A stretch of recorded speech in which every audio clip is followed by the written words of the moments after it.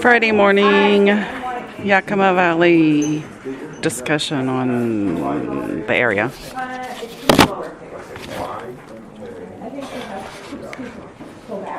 Oh, we can go back. I don't think that's right. That's good. Okay, is everybody situated? You have some food in front of you, more importantly, some wine in front of you. So I hope everybody had a good night. It's nice and crisp this morning. So I want to apologize one more time. I know on the original itinerary we said 9 a.m. for a depart time, which we're going to respect and we're going to follow. But the original thought was that we would just do a brunch with the taco truck because we have to have you in Walla Walla by 1:30, and it takes a couple hours. So I thought, gosh, 2 big meals before noon is a lot. Not necessarily, but then again, to not feed you at all until noon is kind of a lot too. So we just backed it up a little bit so that we had an opportunity to just give you a kind of a light breakfast, get something on your stomach, and before you start drinking wine. So I do apologize for giving you an extra hour of work here. Okay, so what hashtag do you want us to use for these events? Just Yakima Valley. Yakima Valley. Yakima Valley. Or Yakima ABA. Yeah. So just give you kind of an overview of the day. So we're going to do some Riesling taste, just a little Riesling breakfast. Co and Carrie are going to do just a brief presentation, kind of a flyover of the Yakima Valley AVA and its sub-AVAs. To kind of help ground you a little bit, we put some maps in front of you. And so if you do the full valley map, it's going to make more sense for you. But the Yakima Valley AVA is large, and you know, it can be a little bit hard to manage. So this is something that you can look at a glance and see the entire AVA. The sub-AVAs are in different colors. Red Mountain's kind of a pink salmon color. The Rattlesnake Hills AVA is a yellow. The Horse Heaven Hills is not a sub-AVA of the Yakima Valley, but it's just really close, so we put it in there for perspective. Snipes Mountain is the green, small AVA. Natchez Heights is up on the upper left-hand corner. Natchez Heights is not a sub-AVA of the Yakima Valley, but for perspective, we've got it in there. So we're going to a breakfast presentation. Eric's going to meet us down below about 8:45. We'll load up. We're going to head to Elephant Mountain. And Elephant Mountain Vineyard is kind of right over here by the Zilla. Yep. So that's where we're going to be heading today. Just right below Sugarloaf Vineyard.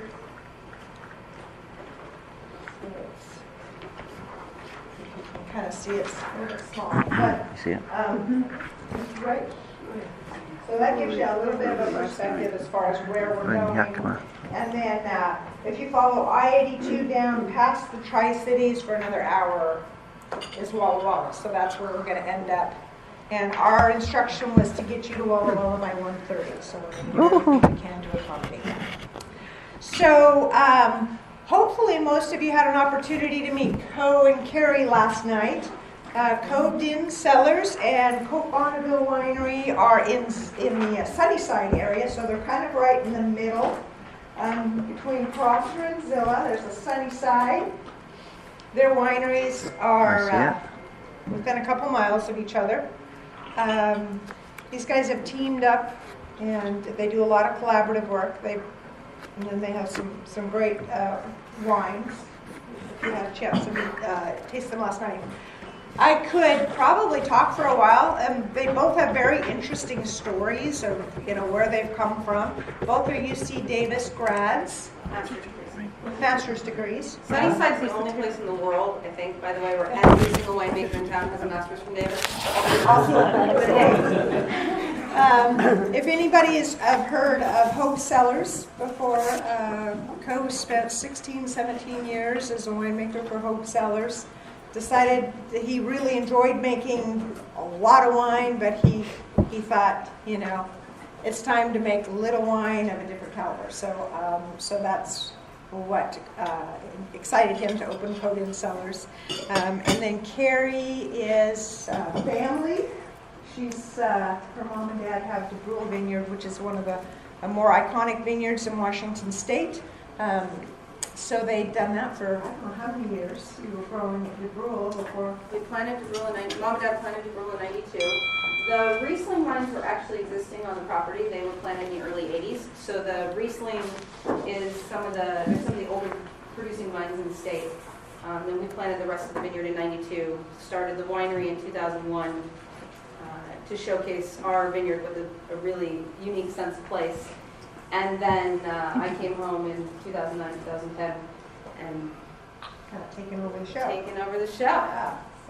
So anyway, not the best introductions, but just kind of the basics. So I'll let them kind of introduce themselves a little bit in more detail, and we'll let you go. Okay. Did you want me to? Yes, and I'll tell you where. Do you have a little pointer? Right here. No.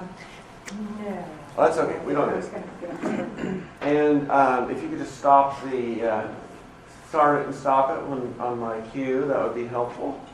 So, okay, well, welcome. Good morning, everybody. Like Barb said, I'm Co Den. I'm winery in Sunnyside, make wines exclusively from the Yakima Valley. So between Carrie and me, we have a lot of answers for questions. I have some cards up here if anyone later or wants to call up. Feel free at any point in the future, email me, call me. We're both happy to be sources of information for you. We have a lot of information, and oftentimes questions come up later. So feel free to give us a call. We'd be happy to chat with you and help you find information if you don't have it already. So like Barb said, the Yakima Valley is a big area, and it's so what we did, and it's hard to see. Who all here has been to the Napa Valley? Okay, a lot of people. You know, when you go to the Napa Valley, it's relatively small. You can basically fit the Napa Valley sideways in the Yakima Valley. It's that much of a difference. And when you go there, it's all grapes, and you see, you know where Carneros is, you know where Stag's Leap is, Rutherford, Oakville, St. Helena, Calistoga. It's easy to get it. You can see it. Here, it's a little bigger. We're a little spread out. We don't just grow grapes. We have other things. But we're also different from California in that we're a more northerly region, more like the classic regions of Europe, and we can't grow grapes everywhere here. We grow them where they grow best, which is up on the hillside slope. So we're going to show you that and kind of give you a kind of an overview so you can see where you're going today. You'll really get a view of it from 10,000 feet down to 2,000 foot view, and then as we drive, you'll go past these. We'll go to these landmarks you've seen, and you'll drive past Snipes Mountain. You'll see it. You'll drive past Red Mountain. You'll see it, and you're going to go from one end to the other. So we're going to show you here first, then you're going to do it, then you'll go on to Walla Walla. So it's hopefully by the time we're finished this morning, you'll have kind of internalized what the Yakima Valley is and what makes it special. Do you think that's a good overview? So we're going to start. What I want to say first before you get it started is both Carrie and I have what we'll like to tell you about what we call aha moments. You know, we had these periods we all have where you kind of get something. It kind of gels in your head. And for me, the one I want to talk about is when I went to Burgundy. I had a great trip to France about 15 years ago, and we went to Burgundy. Who else been to Burgundy? So it's kind of like that's ground zero for the great, some of the greatest wines in the world. In fact, go ahead and start, Barb. This is a shot of Burgundy, and there's a little spot right here, and if you can get that Space, did you say? Go to the bottom with the mouse and get started, and then there you go. You'll see. So we're flying over Burgundy. What you notice here, and this is what we're looking at that's Le Montrachet, which is kind of the ultimate Chardonnay vineyard in the world. What you notice here is you'll see these green areas, those are the hilltops. There's forest up there. If you notice down on the valley floor, the soils are deep, it frosts, there's corn and things like that down there. And the vines, the grapevines in this great region, grow on the slopes, in the middle of the hill. That's where the soils are the heavy soils have been washed down to the valley floor. The slopes are, they're a little rockier, poorer soils. They got great air drainage. They don't frost, naturally frost protected, naturally low vigor soils. Those are where the classic grapevines of the world grow, on the slopes. And so we're going to show you this. So go ahead and get it going, Barb. You'll see, as we pan out, you can see to the right all the row crops, and you can see in the tops the forest, and then there's that band, that primo band where the great grapes grow. And you'll find this repeated everywhere. There are these zones which are great for grapes. Anyway, we also put the latitude line in. That's the latitude of Burgundy. And for reference, there's Chateau Latour, and you can see that's Bordeaux. So you can kind of orient yourself to France. Now we're going to pop in our... Both of those, to interrupt you, both of those river valleys go north and south, which is something really unique about Yakima, because most river valleys in the world run north and south. Yakima runs east-west. Okay, stop it right there. So that means a couple of things. One is that the south-facing hillsides that are so sought after in the European regions, we have a plethora of those. We're blessed with an abundance of true south-facing hillsides. Because we got asked about geology, this is a good place to point out the geology of Washington State. So it used to be that the Yosemite hotspot was right here, and there were giant fissures in the earth, and lava just flowed out of the earth, not volcanic eruptions. But we had, in some places, there's 14,000 feet of basalt. It's called the Columbia River Basalt Group. It covers this whole area down here, and it's some of the more well-studied basalt groups in the world. All the dinosaurs are below it, so we don't have dinosaurs here. But it means we have very stable bedrock soils. Subsequently, well, in our area, in the Yakima Valley and over in Ellensburg, if you drive over from Seattle, it's really cool because you can actually see the fissures and the cutouts of the earth. There's intermingling of the basalt from the ancient basalt flows and the ancient cascades. You can see the Cascade Mountains over to your left. So you had volcanic eruptions mixing with basalt flows. So we have an intermixing of different basalt layers over time, which really higher up in the hills where you have more basalt, where a lot of the great vineyards are, it impacts your soil chemistry, it impacts the ageability of the wine, and as we all know, volcanic soils and basalt soils are good they're highly desirable for good quality grapes. So the Columbia River used to flow in a straight line from Dry Falls over down Salinas Pass so in our vineyard, actually, which you can see in the map, and we'll get closer to, the Columbia River actually flowed right over it. And so we have river rocks from the Columbia, and then it got diverted around to its current. It got diverted when all these hills were up thrust, because Oregon is kind of pushy, and it's pushing up. People from Oregon, yes. You can't trust them, they're pushy. So Oregon is rotating and pushing up on the soft underbelly of Washington, which is why our river valleys are trending east-west. And it also means that we have all these hills that are crumpling up due to tectonic plate movement. So you have the Horse Heavens, you have the Rattlesnake Hills, you have the Moxie Ridge farther to the north. And all of these different valleys and different undulations are what caused a lot of they're what give us the great soils that we have today. Then I'm sure if you're down in Walla Walla, they will talk to you ad nauseum about the Missoula floods. Well, Glacial Lake Missoula was up in Montana and southern Canada. It's the largest flood series in the history of the world. And it was a giant lake that was held by an ice dam. The ice dam would break, then the floods would scavenge through. So up here, where I'm not quite tall enough, you have the scablands where everything was just scoured off in these giant floods, and everything would back up at Wallula Gap, and the waters would go up into the river valleys. So we have Missoula floods influence at lower elevations, which means we have these nice rich soils at lower elevations in the valleys, which is why we have all these wonderful row crops. But you don't grow vinifera, you don't grow wine grapes down at the bottom of the valley floor because the soil is very deep.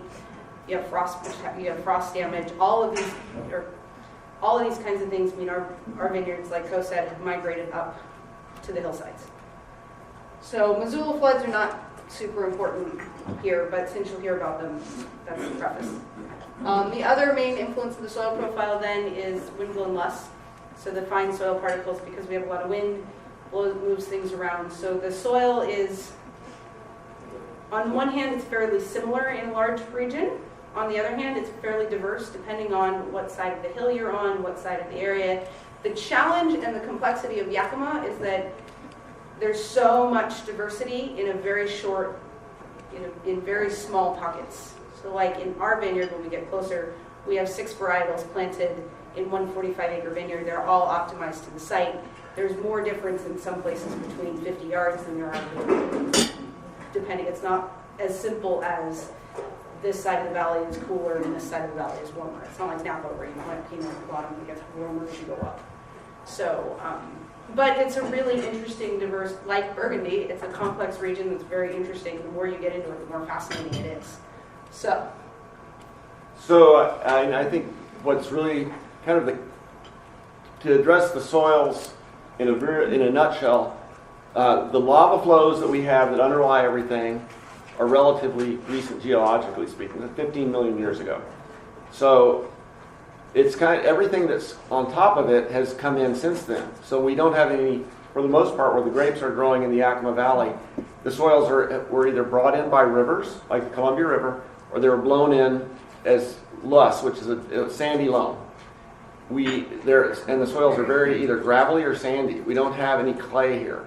which is why we don't have phylloxera.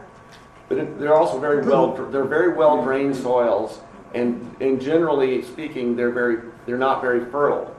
So and it's consistent. We don't have clay. We don't have, and the water drains through really well, which is great for grapes and other fruit crops as well. So that makes it uniformly.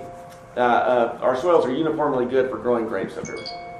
So why don't we zoom in, and you can see we are in a rain shadow. It's the only place we have agriculture out here is where we put water down and irrigate. And we're going to zoom into the Yakima Valley here, and we're going to start out now. Barb, you can stop right there. Carrie's going to take you through some of the vineyards, but what I want to point out is we're going to start over here. We are up in Yakima, which is right there. This is Union Gap. You're going to drive through there. We were right there last night at Owen Row. And you can see this is the Rattlesnake Ridge. It follows all the way down to Red Mountain, which is right there. And so the grapes that we're primarily going to talk about, and you're going to see today, grow along this slope. And a lot of this is the lower valley down by the river is deeper soils, hops, corn, hay, potatoes, wheat, things like that. The vineyards are up along the margin here, not at the bottom, not at the top. You can see there's nothing up here. That's too rocky and high. They grow in this zone right along the edge. So we're going to take you from one end, Red Willow, which is at the far west end. And you had some Red Willow wines last night, and take you on a trip all the way down Red Mountain, which is at the east end. And we're going to take a little detour down to Snipes Mountain, which is right here. You'll see it as we zoom in. So in order to not get disoriented as you come in, just realize we're going to start here, head down the ridge, go down to Snipes Mountain, come back up, and then head back to the bottom. And that's kind of what you're going to do today. We're going to start out at Elephant Mountain over here, then we're going to get down on the interstate and drive down. You'll pass Snipes Mountain, you'll be on the right, and then you'll go down, and as you get to Benton City, you'll go by Red Mountain. You'll see it right there on the left side of the road. So keep your eyes peeled today. You will pass these vineyards. So anything else you want to add there? You want to start in and go into Red Willow? Zoom into Red Willow. So we talk a lot about, there's a lot of wineries in Washington State that are located in Seattle or in Walla Walla, but most of those wineries either started with fruit from the Yakima Valley or still source the majority of their fruit from the Yakima Valley, because it's the most significant grape growing region in Washington State, also because we grow the best grapes. In addition to being most and best, we were also the first growers, we've been the first growing region to be established in Red Willow, which we should have stopped at. Sorry, Bart. You can just... Red Willow is a great example of some of the first that happened for the state in the Yakima Valley. They were the first people to bring Syrah into Washington State in 1973, right? I think. Yeah, they're 43 years old, I think. Yeah, there's Syrahs from and so I was sitting one day at lunch with Wade Wolf, who laid out our vineyard. He has a PhD from Davis in horticulture, and he was the preeminent viticulturalist in the state when we planted the vineyard. And Jonathan from Red Willow, and we were sitting there at lunch, and we tracked the roots of our plant material back from our vineyard to his vineyard, back to where they got it from from the Phelps clone, back to where it came from in France. And it was just the most mind-boggling, I mean, for a new winemaker to sit there and be talking about where did my Syrah vines come from. It was pretty amazing. But it was thanks to Red Willow. And they've always been a very pioneering vineyard, a very humble family. So sometimes it's better if other people talk about the sours because they don't say how great they are themselves. But they've been very innovative, and they've done a lot of things. They've also worked with WSU, and done a lot of research in their vineyard, because Washington is exceptional in the amount of research that we do in the state, which, although we're very young, we are incredibly proactive. We share everything, so it's very different than California. And it really means that our quality does nothing but continue to get better by leaps and bounds very, very quickly. And it's one of the things that makes Washington such an exciting industry right now, is that it's incredibly dynamic, it's incredibly innovative, and it continues to we're learning new things with world-class research in a lot of different areas that go on here, and all the research stuff is based here in the Yakima Valley as well. So Red Willow has if you look at the bottle that labels, the bottle that David makes at Owen Row, they have the chapel on it because they built Syrah Likes a View. And so they have a replica of the chapel of Hermitage on top of their hill. But it's a very, like I was saying, there's a lot of microclimates. They have Syrah planted. They have Syrah planted on various aspects and slopes of the hill, and they all have slightly different characteristics and slightly different flavors. And one of the really fascinating things that is really only in the last 15 years that we're starting to do is look at all those microclimates. What is the difference between the east side of their hill versus the west side of their hill? And it's a fairly new trend in the Washington industry to look for that diversity in those really special spots and all of those nuances. So you would say, how many wineries buy from Red Willow? Do you know? 18, I think. So Which is pretty common. There are 900 wineries in Washington and 300 vineyards, orders of magnitude.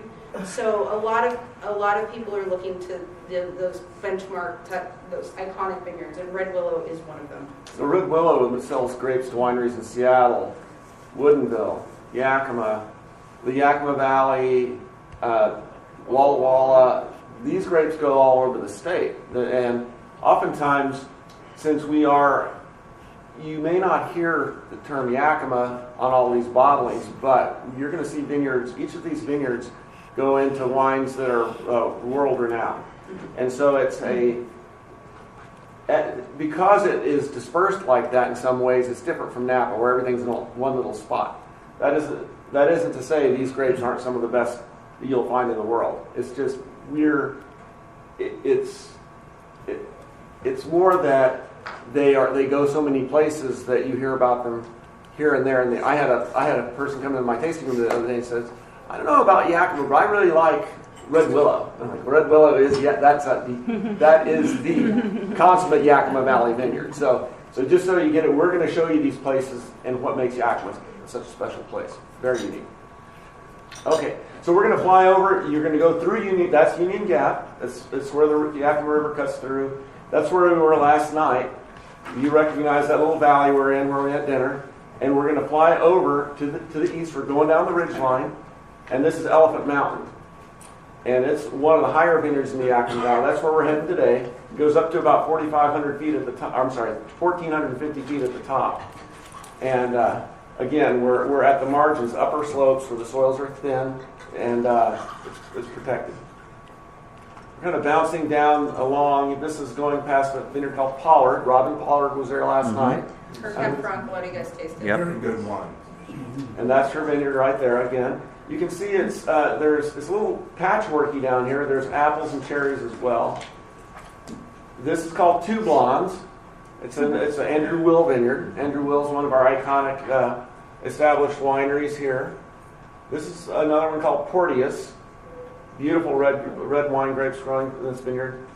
And now we're going to can over to the southeast and fly down to Snipes Mountain, which is a ridge in the middle. So we're flying over kind of the flat lower part of the valley. This ridge pops up in the valley, and it is a sub-AVA, one of the smaller sub-AVAs of the Yakima Valley. Very unique. Some of the oldest vineyards in the state are planted here, dating back to 1917.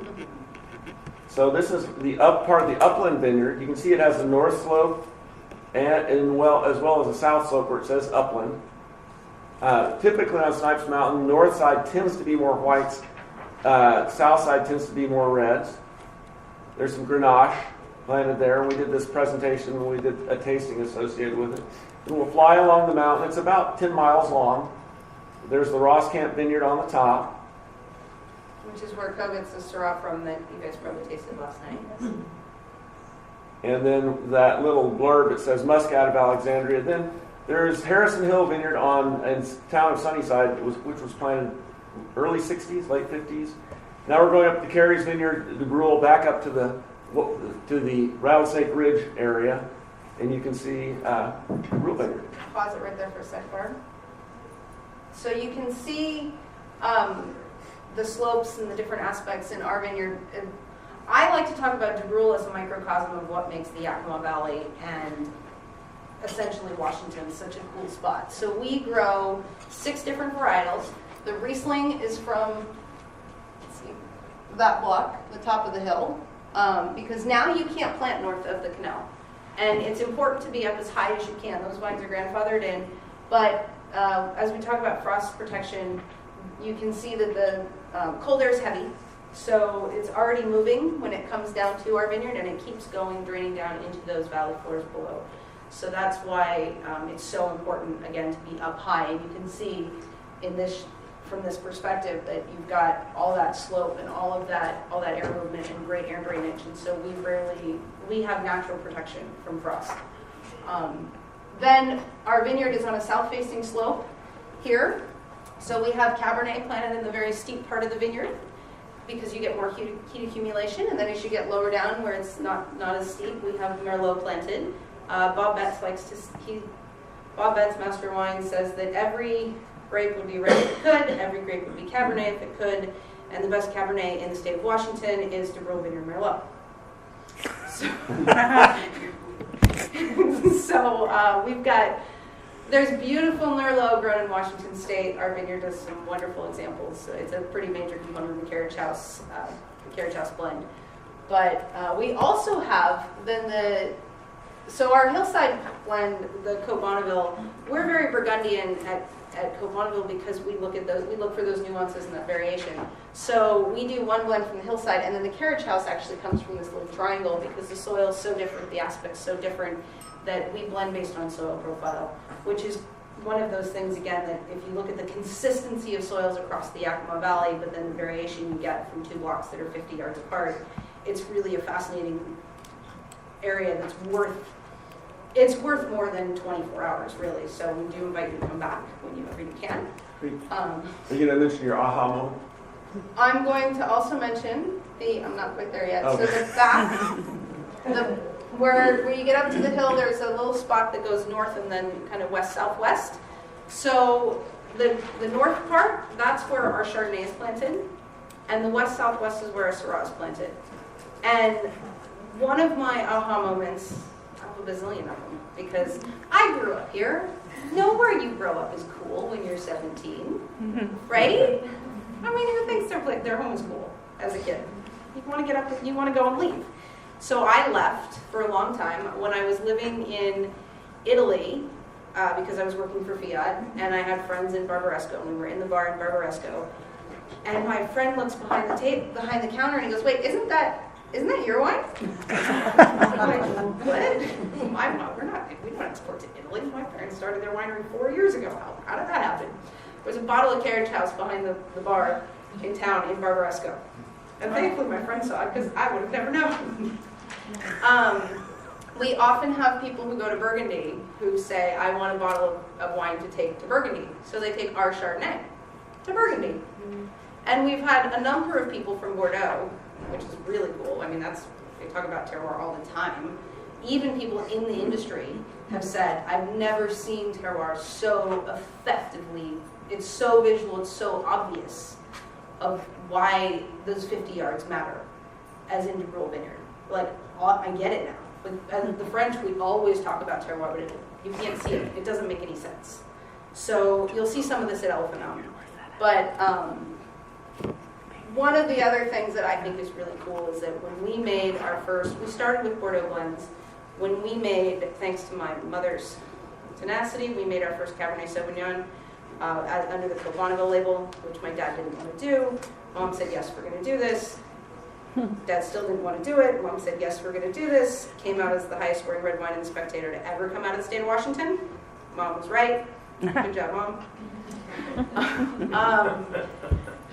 But we know we make great red wines at Dubreuil. Then somebody came from Germany, an importer, and tried to import my Riesling into Germany. I'm like, this place is cool. How many vineyards in the world can grow the kind of grapes that need to be imported? And I lived with Germans in grad school, and they're like, my roommate was like, "Wait a minute, Carrie, why do we need Washington Riesling in Germany? We have a lot of Riesling." And I'm like, it's not my job to sell Washington wine and Riesling. You guys, winemakers might want to taste it. Because I said, my job is to make wine that's good enough that they need it in Germany. They need more Riesling. He goes, "But Carrie, we have a lot of Riesling in Germany." But I think it's really, there's so many things about Washington and our vineyard that are truly special in the world of wine. And having lived in Europe, having done vintages in Argentina, traveling around in South America, and spent time in Australia and New Zealand, it's a every wine region has the things that make it special and unique. But there's so many different confluences of what makes Yakima just such a stunning place that it really is. I'm glad you guys decided to come and spend the time. Did I miss one? Do I have another story? There you go. You'd rather hear? I think the story of going to Petrus when you were 17. Oh yeah, I did that too.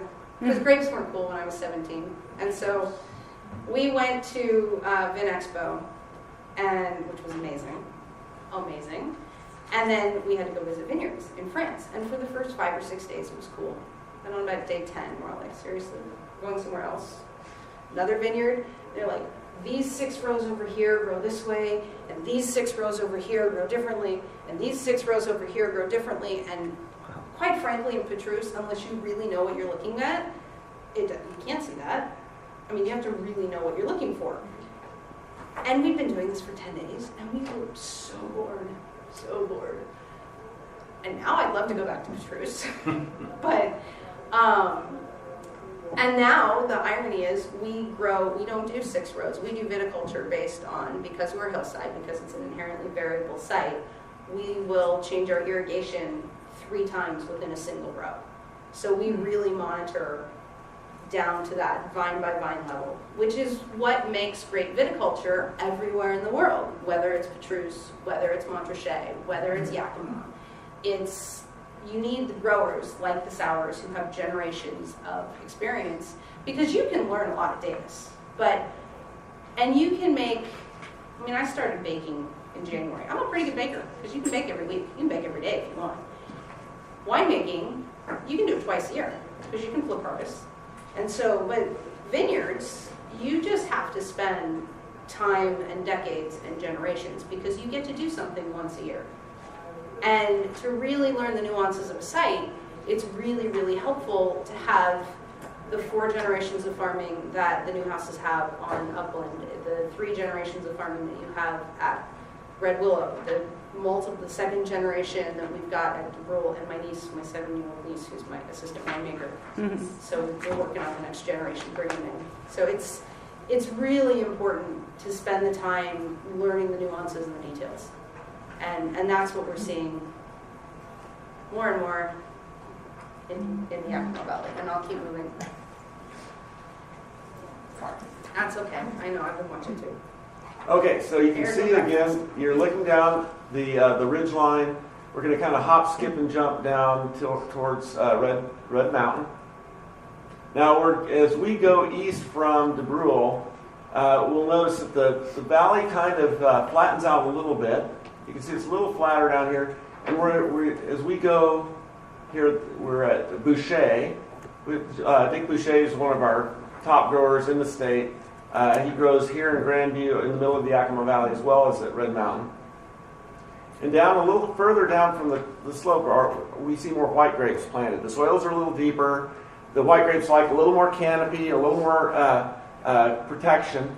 His red grapes grow up right on the border of the dry land. We're heading down towards Prosser, and this is a vineyard called Crawford, where they grow beautiful Albarino there. So we have some interesting, it's a little cooler. The white grapes do well down here. We see Albarino, and then we're going to jog up a little north to a vineyard called Solstice, which is a Riesling vineyard planted in the 70s, and probably I think the mid-70s. So just to give you an idea, you can see the lighter colored are primarily vineyards. So there are quite a bit of vineyards. Darker tend to be apples. Down to Oasis, Olson, which is kind of the terminal end of the Yakima Valley. Then to Red Mountain. And we can see the hill on Red Mountain is just an extension of the Rattlesnake Ridge. And now we're down, there are almost all vineyards on Red Mountain. This is Heart of the Hill, which is Kiona, the family, the Williams family. And right above where it says Heart of the Hill, you can see Col Solari, which is the St. Michel Antinori project on Red Mountain.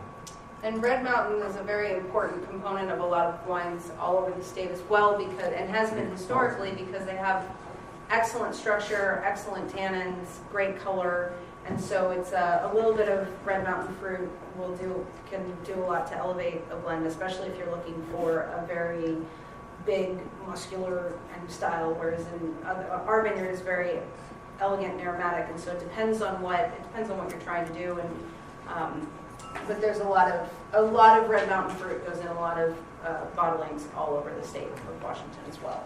And one thing you'll notice, and as you drive by, you'll notice it's a very uniform southwest facing slope. So the roads go north south, so you can tell that's northeast. Northwest to southeast sloping. And as you drive by, you'll really see it on the interstate. It's just a big, broad, southwest facing hill. It's the warmest grape growing region in the state every year. Well, some years it ties for the warmest region, but typically it is the warmest growing region in the state. And as such, it's never a problem to get the late ripening Cabernet totally right. The wines tend to be big and muscular, and so it's a very. What's unique is along the slope, we go from moderate heat. You'll see at Elephant Mountain, a little higher elevation, to moderate heat at DeBrule. Certainly on the steeper slopes of DeBrule, which is steeper than most of Red Mountain, we ripen the Cabernet in a very timely fashion too.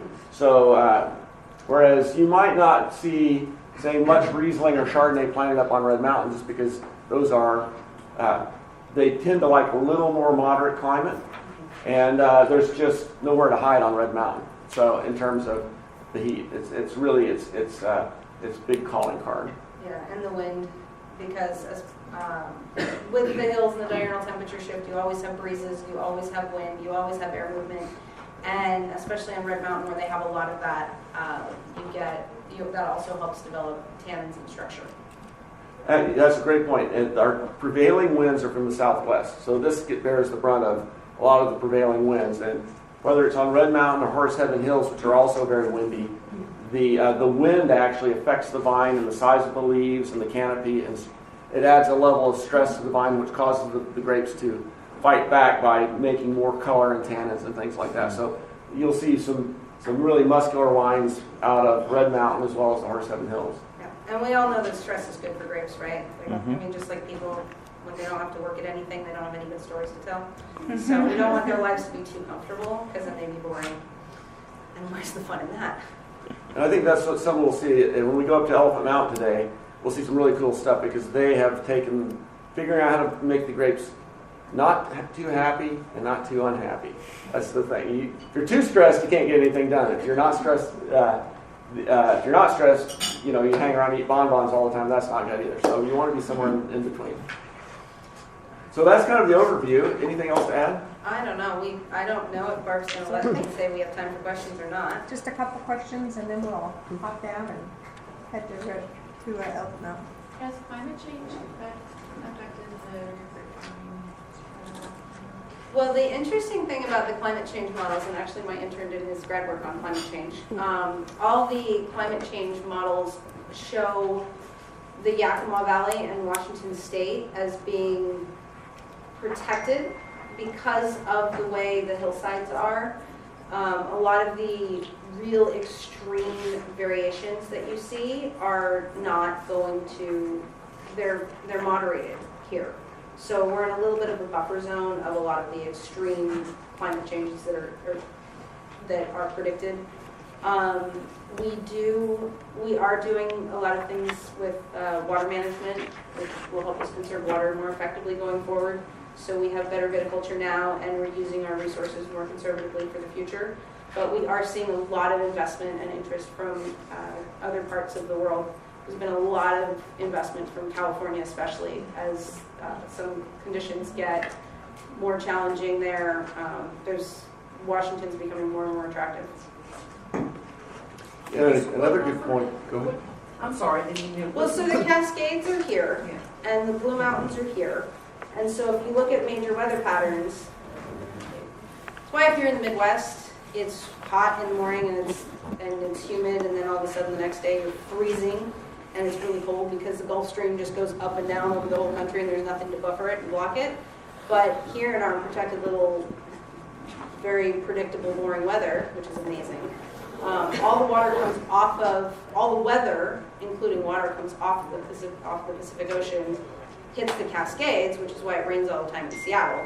So by the time the clouds and the weather come up and get to us from the west, they're white puffy clouds and sunshine. And on the sunny side, we get 300 days of sunshine a year.